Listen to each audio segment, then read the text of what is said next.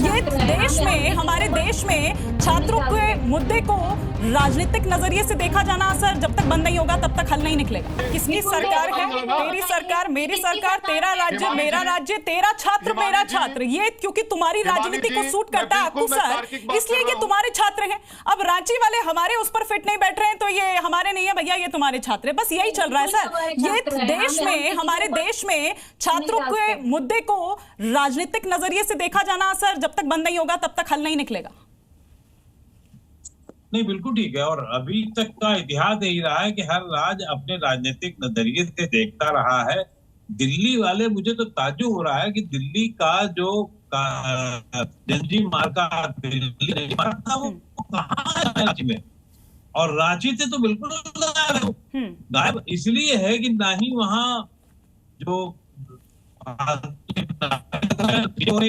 लेकिन ये सर मैं माफी के साथ आपको रोक रही हूँ क्योंकि आपका ऑडियो प्रॉब्लम बहुत आ रहा है। मैं दोबारा से आपके पास रुक करूंगी वापस, हम एक बार इसको फिक्स कराते हैं। तब तक हमारे साथ शिक्षाविद अजय प्रकाश जी भी हैं। अजय प्रकाश जी, जब आप सुनते हैं ये छात्रों का मुद्दा शुरू तो होता है, उस मुद्दे से बेचारे आते हैं अपने अधिकारों की लड़ाई के लिए, लड़ने के लिए, लेकिन जब उसका राजनीतिकरण हो जाता है क्या लगता है सर? ये राजनीतिकरण तो बिल्कुल नहीं होना चाहिए, चाहे क्योंकि छात्र जो है ना, ये राजनीतिकरण ही हो रहा है ना, वो मेरे तो बिल्कुल, तुम्हारे छात्र, वो तो बिल्कुल नहीं होना चाहिए। क्योंकि जो मेन समस्या है वो ये है कि पेपर लीक हुआ, हाँ। या और भी शिक्षा से कनेक्टेड जो समस्याएं हैं उसके समाधान के लिए सबको काम करना चाहिए। एक अच्छा स्टेप जो लिया सरकार ने कि उन्होंने कहा कि हम ये बनाएंगे, कड़े कानून बनाएंगे जिससे कि जो लोग पेपर लीक वगैरह करते हैं उनके ऊपर कड़े सजा होगी, फास्ट ट्रैक कोर्ट बनाएंगे। ये तो सिस्टम बनाया ठीक है, लेकिन अब वो चलना भी चाहिए वो जो फास्ट ट्रैक कोर्ट है। क्योंकि मैंने कहीं पढ़ा था, मेरे को सही नहीं पता कि फास्ट ट्रैक कोर्ट में जब डेट लगी, नहीं चाहिए उनको, कानून नहीं चाहिए उनको, चाहिए कि भैया ये जो पेपर लीक हो रहे हैं, ये जो अनियमितताएं हो रही है, इससे फ्री रखिए आप उनको।